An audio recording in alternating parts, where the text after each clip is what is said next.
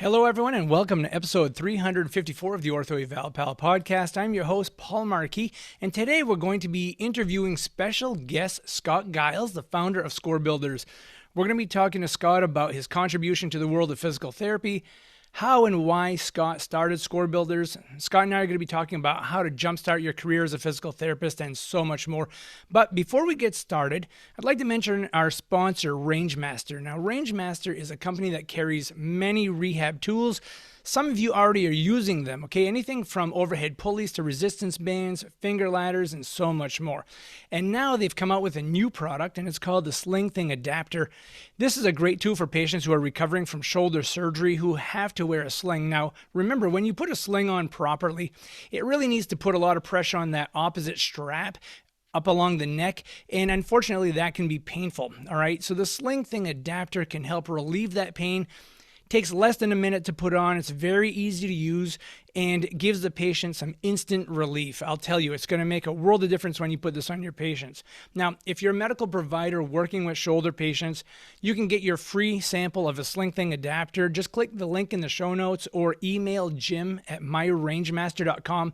Just add Ortho Eval Pal in the subject line or use it as a coupon code. Whichever one works, they'll send one right over to you to try with your patients.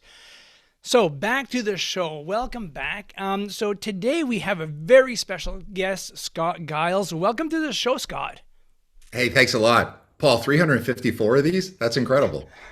Well, I'll tell you what, it's not very refined, but it gives me a way to get that information out to everybody out there. And like I've told people before, if I die, I can have at least something to give someone, so hopefully a little experience will go a long way with some folks. Good for you. It's impressive. Again, not very refined, but thank you.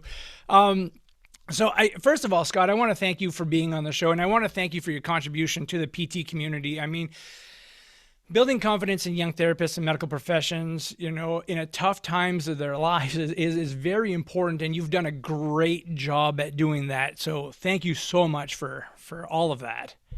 Thanks for your kind words. I appreciate it.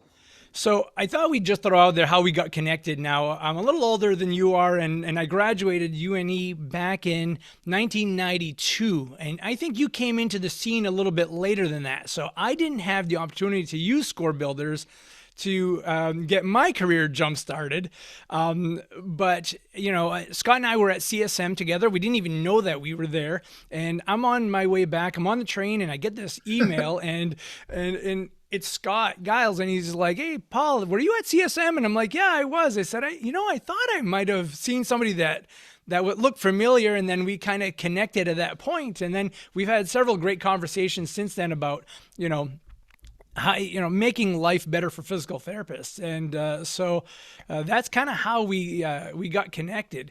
So, Scott, let me ask you this question. We're going to go right from the beginning here. What was the catalyst that drove you toward wanting to become a physical therapist? Yeah, so I really, like a lot of people, I think was in high school and had no idea what I really wanted to do. And to be honest, I was more athletically inclined than academically inclined at the time. And so I'm not sure there was a PT school in the country I would have gotten into with my high school grades.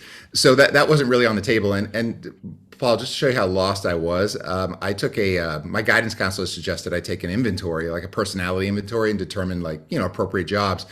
And the number one thing that came back was that I should consider being a jockey. Now, Paul, 6'5", like it's probably 210 pounds at the time. I don't think that was in the cards. So that shows how desperate I was. But anyways, I was actually going to be either a history major or was interested in phys ed because I primarily wanted to coach and be involved in athletics. So I ended up going to Springfield College as a phys ed major, but tore up my knee pretty good the day before I graduated high school, and it was bad enough that I had surgery, of course, and then I was going to try to play basketball at Springfield, and it was going to be very difficult. And even some of the phys ed requirements at that point were kind of difficult. And so an opening came up in athletic training, and through the process of being injured, like so many people, I was exposed to PT, and I thought it was pretty cool. But again, I knew I didn't have a chance to get in. So anyways, I got into athletic training. I was in athletic training for like 3 days, and there were 2 spots that opened up in PT. And what I found is since I couldn't do athletics anymore at that time, I actually kind of got serious on studying, which I'd never done before. Honestly, it's embarrassing because my sister was a year ahead of me. She was valedictorian, so that wasn't really well. It wasn't great. It's like Scott's not living up to his potential, which was true. But then when I was in college, all of a sudden I started studying. So I had a great first year GPA and was super lucky to get one of the two spots into PT. And the other thing I always like to mention out of that, Paul, so first day I get accepted into the program, I go in, I'm meeting with the chair about my schedule because my schedule is going to be quite a bit different because I have some serious makeup to do since I wasn't a PT student the first year. And this girl, Tracy, happens to be in there, and the director introduces me to her. She's like, Scott, you should probably meet Tracy. And she's probably taken a lot of the courses you're going to have to take. Maybe you could even buy some of her books. Anyways, Tracy ends up being my wife. Nice, 34 nice. years. And so, yeah, it was tremendous. So it was a great day. It was probably, well, no doubt the biggest day of my life. I get into PT and I meet my future wife. That's So awesome. anyways, yeah, pretty awesome. So that's kind of how it all came to be. Right. So, you know, tell me your story about how you started Score Builders. Like, what got you in that direction, and fill us in a little bit, and then we'll chat a little bit more about that. Sure. So it was kind of odd. I mean, the licensing exam came on my mind, obviously, when it comes on everyone's mind when you find out you have to pass the exam, to be employed. And I had yet another knee surgery after school, and so I actually took a job in a clinic that was not going to be opening until October. There's a brand new clinic going to be opening in October, and so I got out of school in May, would take the exam in July, and so spent the next couple of months studying. And through that process, I realized that I just didn't find that there was a book that was helpful to me in terms of preparation. And there wasn't much out there. There were a couple books. I just didn't find them terribly helpful. And then there were a couple other books that were kind of medical books that were spun for physical therapy, but you could tell it was not even probably physical therapy written, and it wasn't someone who really had intimate knowledge of the exam.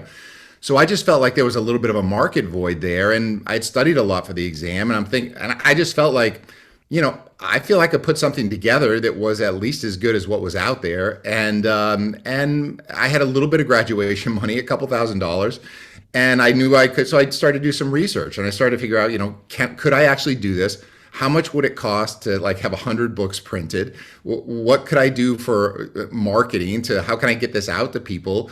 And so I just decided to take a chance on it. And the other thing is I knew I wasn't starting work until October.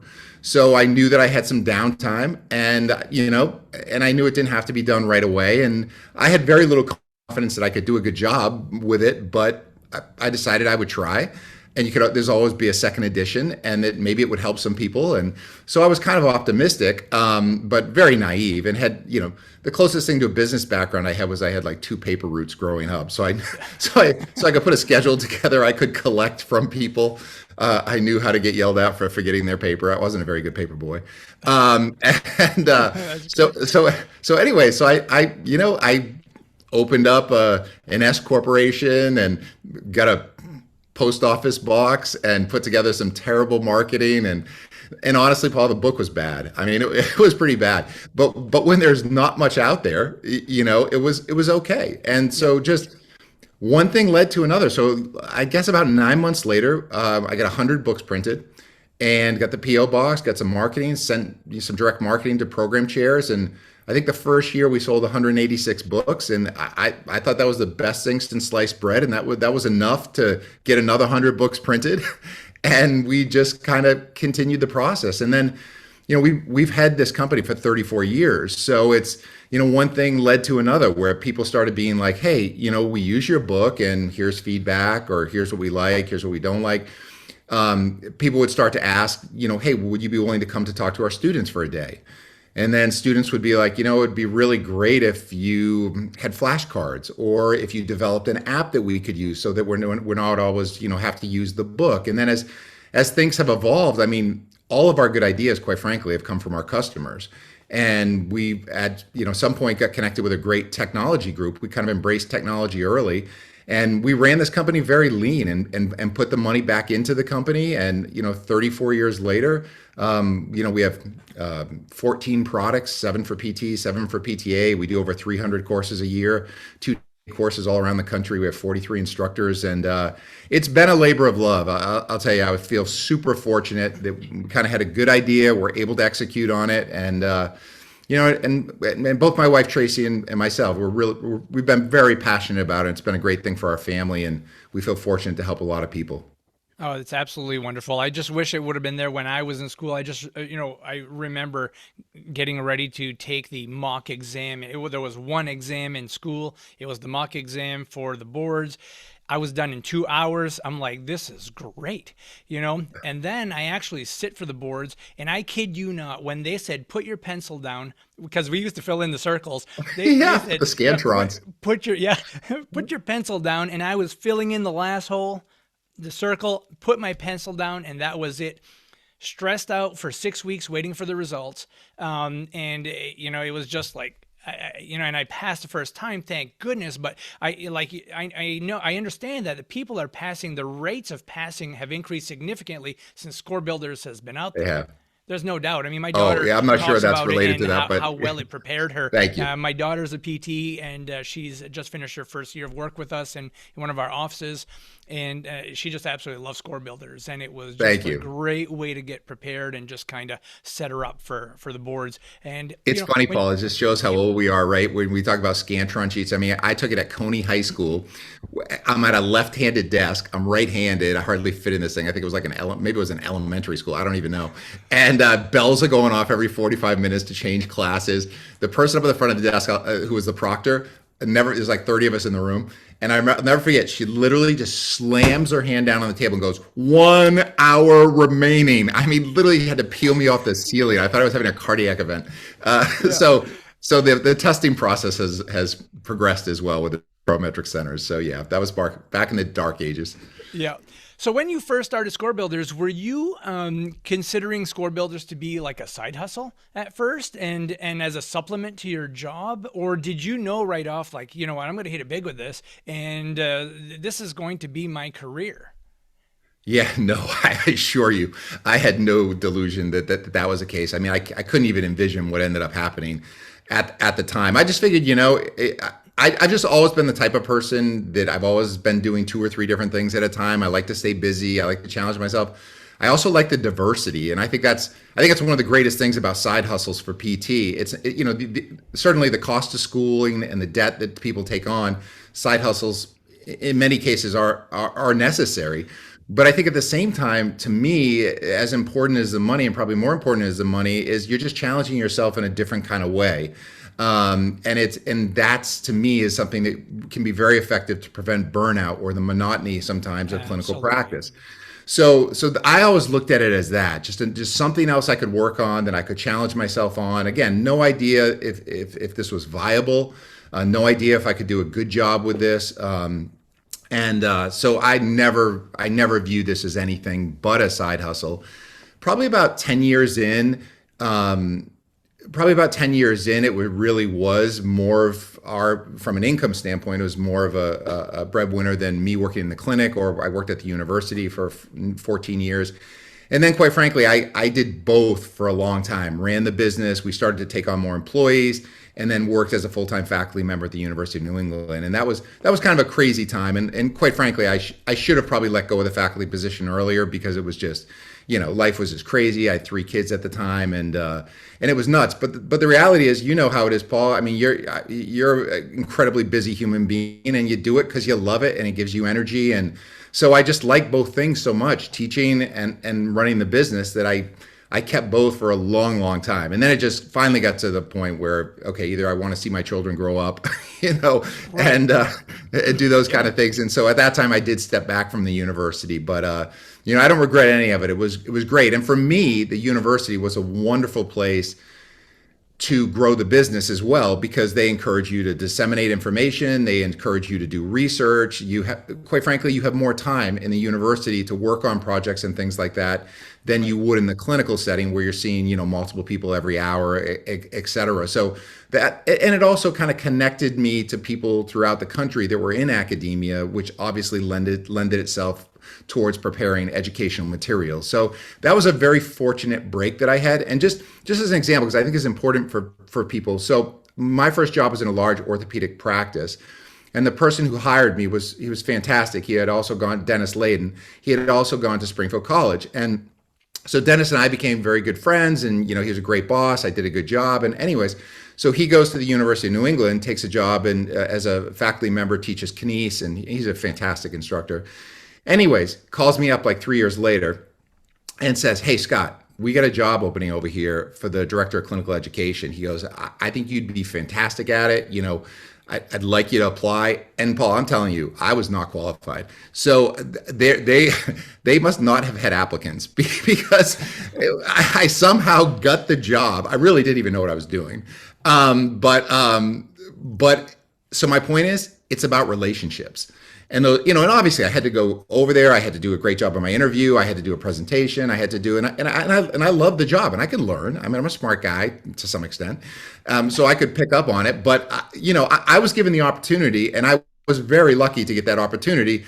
And if Dennis, quite frankly, hadn't turned me onto it and probably recommended me, and it would have never happened. So one of the things that I think we're going to talk about a little bit later is, I sincerely hope students maximize their network and reach out to people in all kinds of avenues, because that faculty door would have never opened for me if it wasn't the kind of the relationships that I had and the work ethic that I established, and those kind of things. And that was pivotal in terms of us growing the business in the way that we did, and just providing me with all kinds of other academic opportunities and opportunities to work with students, which have been some of the most meaningful interactions I've had in my life. So anyways, I mean, I'll be honest, I feel very fortunate that it has kind of gone the way that it's gone, but it's with a lot of help from some really good people. Yeah, and I mean, it sounds like at some point you were probably afflicted with the imposter syndrome, where you just feel like you're not good enough to do it, but you have to take that step and just do it. And at some point in the future, I'll be talking about how I started, Ortho Eval Pal and whatnot. But it's just, and I've said it to myself many times, especially when I was younger, and it still happens to me now. It happened to me this morning. I'm like, I got Scott Giles here from Scorebuilders, and I'm going to be putting him on my podcast. That's a low bar. I was like, oh my gosh, I was like nervous, and it was crazy. Oh, come on, I barely slept last night. And so, if anyone's believing this, not true. But seriously, we've all had it. It can really hold us back, Sure. But you need to really take that step. And so, talking about side hustles, I mean, we know that. And I really hate to say this because I love what I do. I'm super passionate about being a physical therapist. My wife is a physical therapist. My daughter has become a physical therapist. And in regards to financial return on investment, becoming a PT and just doing physical therapy is rough.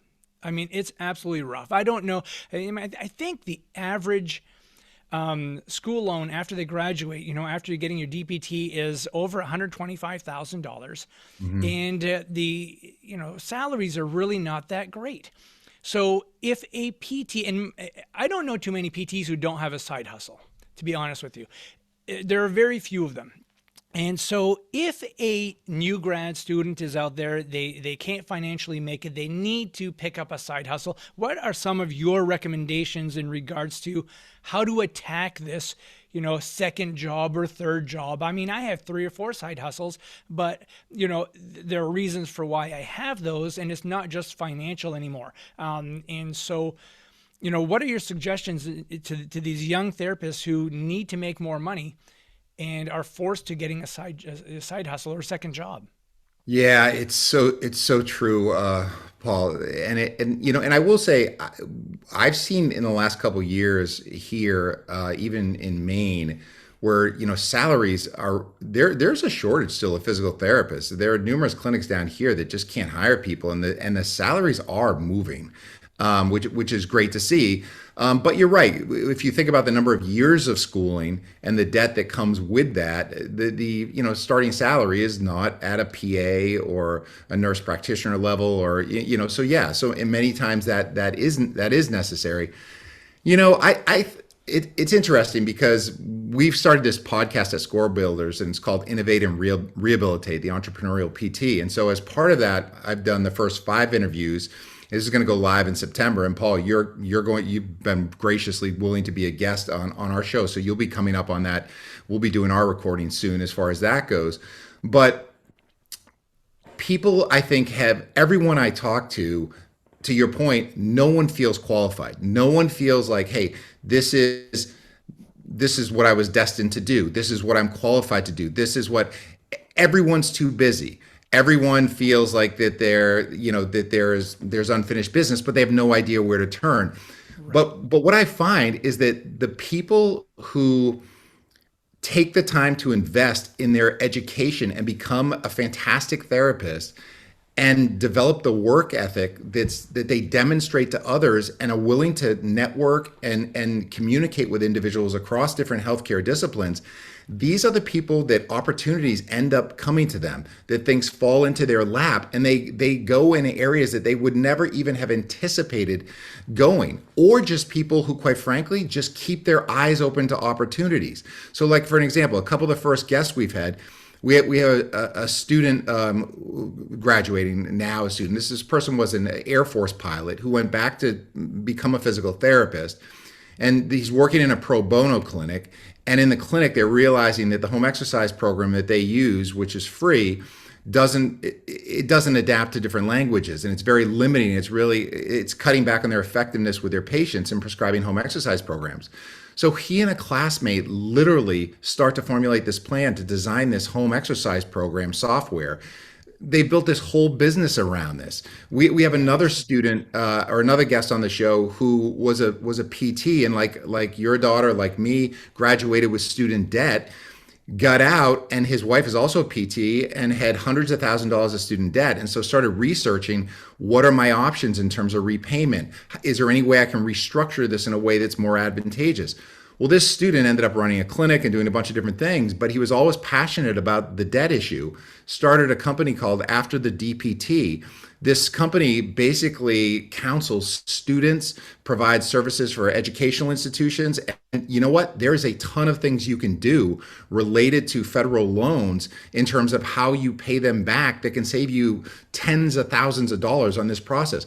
So my point is, these are not just things like side hustles aren't just things like, oh, I'm gonna open a direct payment PT service immediately out of school. They're so varied, it's incredible. And I think in this economy with the internet, with social media, that there are so many more opportunities that are out there today and people will pay for excellence, right? People will pay for excellence. The PT I go to at this point is a private pay PT. He has his own practice. He's incredible. He's established a wonderful business. He previously had owned 5 clinics, sold his clinics, and now is just doing a very kind of boutique kind of private pay PT. And he's also doing this, working in health promotion, and actually has gone through Titleist certification, is working with golfers and doing just passion projects that he's super passionate about. So there are opportunities. So to me, surround yourself with great people. Put in the time to hone your skills, become a master clinician. People will recognize that, and people value that service, and keep your eyes open for opportunities. And to your point, Paul, don't let the fact that you don't feel qualified to do it hold you back. None of us have. Every person I've interviewed feels like they did not have enough knowledge. They didn't know what they were getting into, but they had the zest and the zeal to get into it. And they're capable of doing some pretty great things. Yeah, there's something to be said about just, putting your nose down, working hard, and as my father always told me, he said, work hard, keep your nose clean, and it'll all come to you. And it does. It does take a lot of hard work when you're young and you're getting, out there. Your first 2 or 3 years are where you're going to learn the most. You think you learn a lot in school, but, mentorship, I think, is huge. Yes. And being guided, learning a lot when you're young, doing extra, this going to work at 8 o'clock and leaving at 5 o'clock, and you're watching your watch, you're taking a look at that, trying to, when can I get out of here? But it's what you do afterward. It's what you read later. It's what you're doing at your lunchtime. You have to take care of yourself, of course, but you have to just put in that little extra. And like you said, making connections is huge. And I've always felt, like, oh, maybe I'm not good enough to do this, or maybe I'm not good enough to ask this question. But you know what? What if somebody says no? Big deal. Move on. And sure. So that's worked out really well for me. And people are nice, and they, have been willing to be on the show or accept me as a lecturer in a live course and stuff like that. And so all these things that I never thought I could do, I'll always remember this. And I had a teacher in school. I knew I wanted to be a PT when I was a sophomore in high school. So I started studying anatomy then, and my high school grades were not great. I actually didn't even get into the PT part of the program at UNE the first year because there were 1,600 applicants and 60 Yeah, it spots was available. crazy. And so I didn't quite make it in, but I was pretty close. But I still went to UNE, and that's what I wanted to do. And I had my mind set on that. I had done a little bit of volunteering, and so I had a teacher in high school tell me, and I was the most passive person in the world. Okay, just very quiet, kept to myself. And one day in class, I happened to look up and talk to a friend of mine, and I had a teacher yelling at me saying, "You will never make it as a physical therapist. I'm telling you right now." And I'd never opened my mouth for like 12 years in school. And it was just kind of like a quiet time, and we were just chatting, and it was, read your own books or whatever. And I went to ask a question and laid into me and said, "You will never become a physical therapist."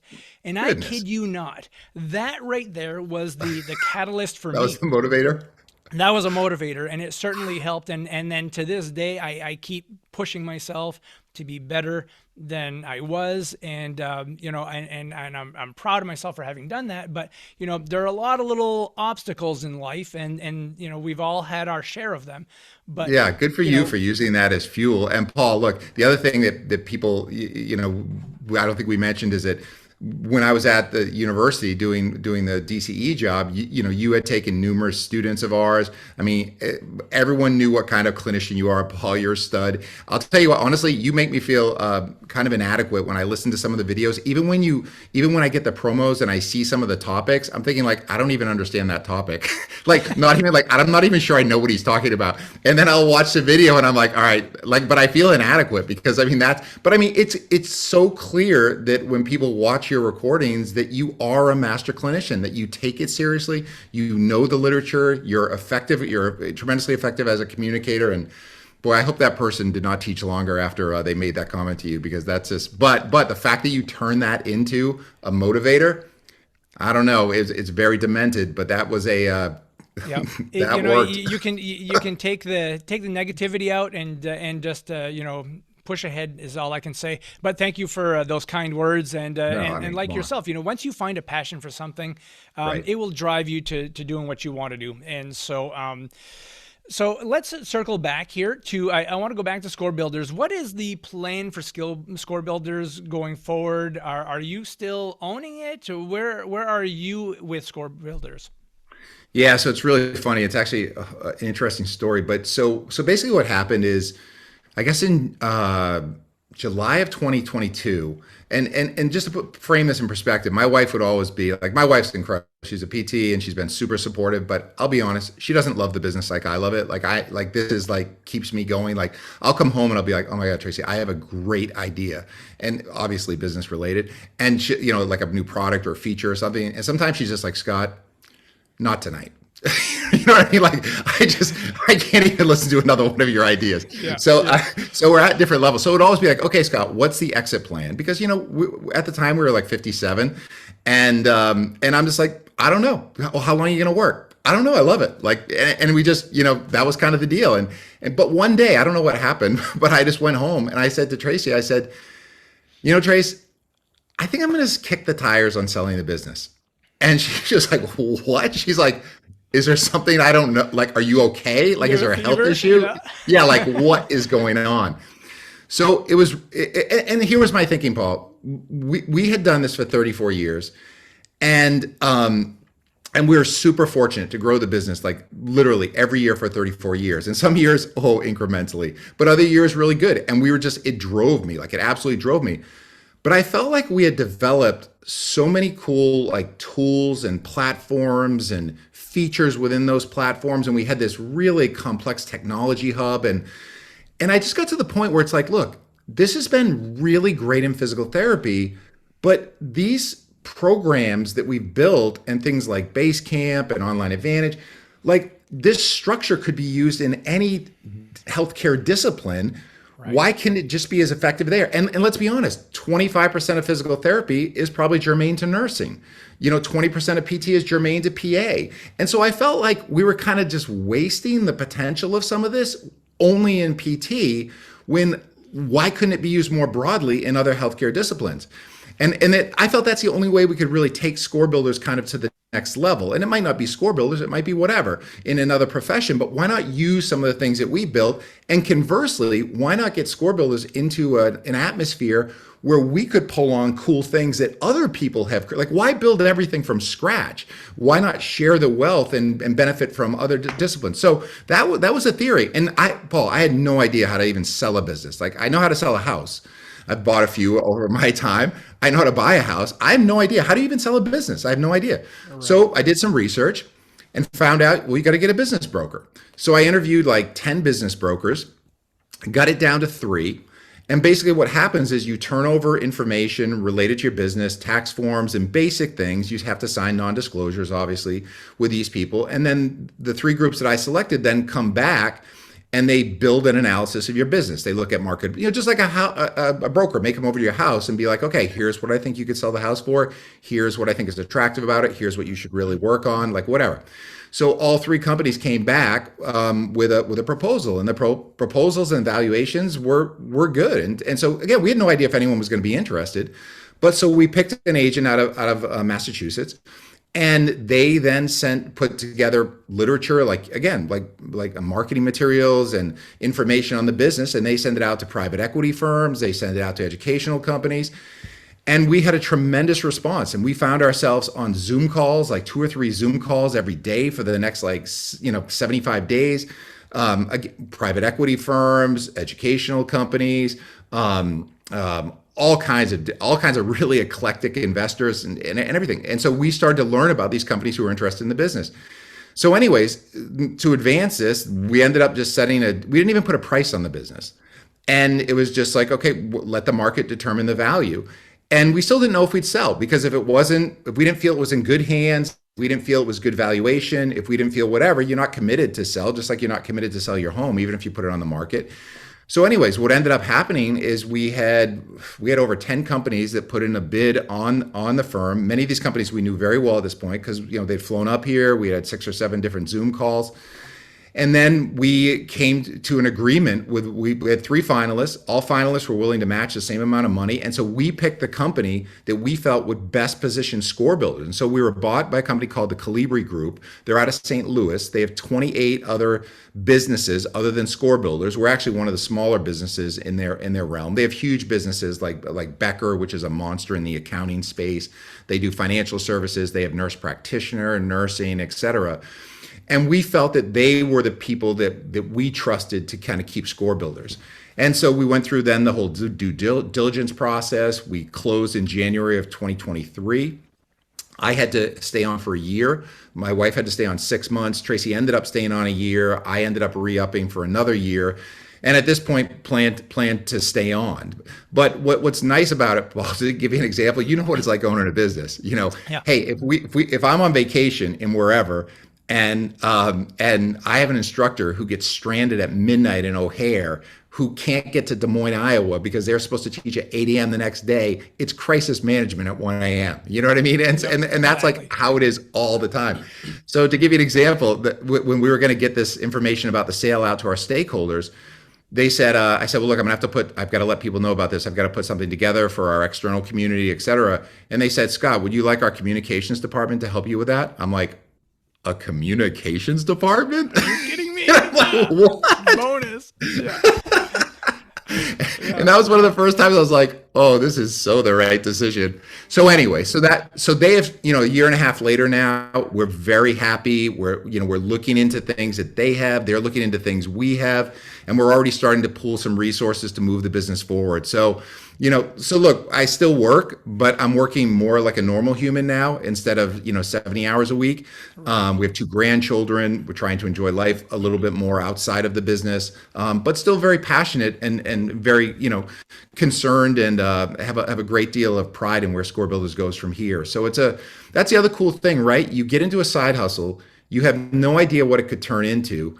Years later, you're selling a business that people actively want, that you're proud of, that you've grown, and you may still be involved, or you may not be, but you kind of have the right to do whatever you want with this entity that you grew. So to me, that's a very rewarding and very satisfying part of being able to still control the future of what you built to some extent, but also recognizing that, sometimes it's time to let go somewhat and let things flourish or let someone else take the reins, and that's okay.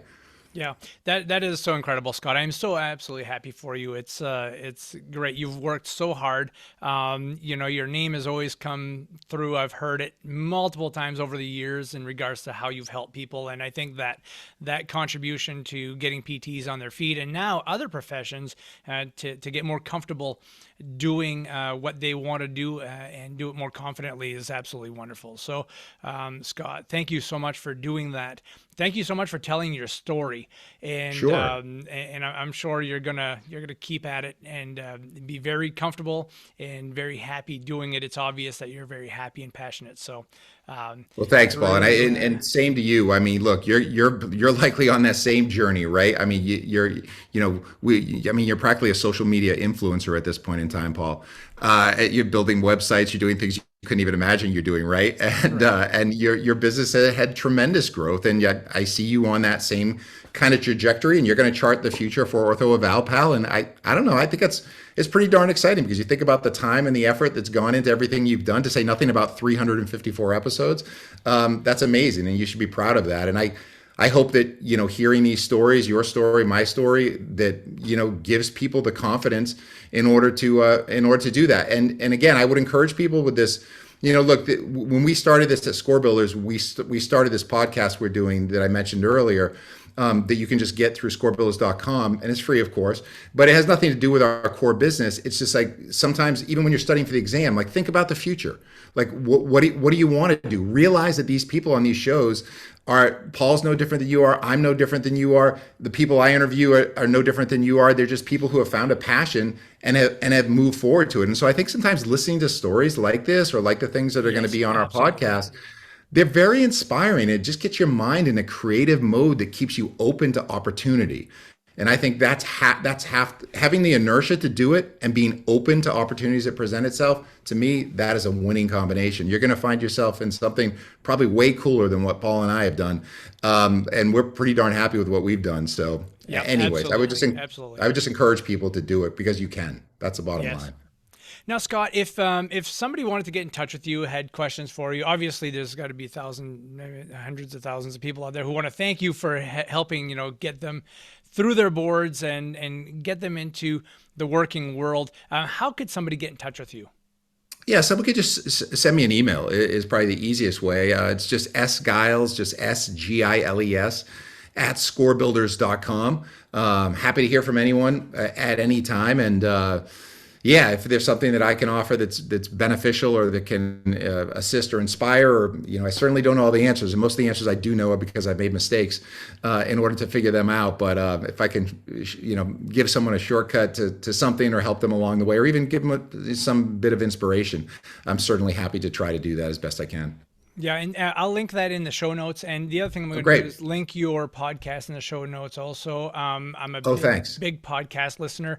And when I mow the lawn, that's what I do. I listen to podcasts. I think I've learned the most. I've educated myself the most in the last 20 years by listening to podcasts while mowing the lawn. But yours has been absolutely excellent. It's very clear, crisp, very to the point. You have great people on your podcast, and I've already learned a lot. And I know you folks have just gotten started, but I can really see a great future for that podcast. So if you are a therapist or a medical provider of any sort, be sure to listen to Scott's podcast. I'll link that in the show notes also. And I'll tell you, you will get a lot of great information, great content from the podcast. It's very well put together, very professionally done. Thank you. Thank you. All And right. I assure you that's only because Calibri they do a lot of podcasting. It's not, if it was left to my devices, Paul, it would not look as good as it does. But no, we have great guests. Again, we're just starting this next week. We're going to have release 2 in September and then 1 each month. You will see Paul and Ortho Eval in the future on that as well. But thanks for plugging that. Again, we're not deriving anything from this. We truly want to inspire people and get people's stories out there to promote their businesses, but honestly, mostly to inspire PTs that they can engage in these same activities and encourage them to be open to it. Scott, I can't thank you enough for being on the show today. I know it's time to land this plane, and we are both pretty busy, and it's time to go. But is there anything you want to throw out to our listeners that that they need to know, or that you think they need to know before we disconnect? Yeah, I don't think so. I think we've covered it. I just believe in yourself. Take the steps, invest in your future initially, right? Become a great clinician. Be open-minded, and I think you'll be very happy with the profession you've chosen. And there are more opportunities now than there ever have been, and I believe that's going to continue in the future. Trust me, all the good ideas have not been taken, and there's things that we can't even imagine at this point. So, anyways, good luck to you all. I always say that if we didn't have to sleep and eat, we could just do all these things that are in our heads to move forward. So, but we do have to take the time to say no once in a while, and Sure. focus on our passion. So. You're absolutely right. Paul, thanks a lot. I really appreciate you thinking of me and getting the chance to talk to you today. Well, thanks for coming on to the show. And for all of our listeners, thank you again for tuning in. Be kind to each other and take care. Thank you.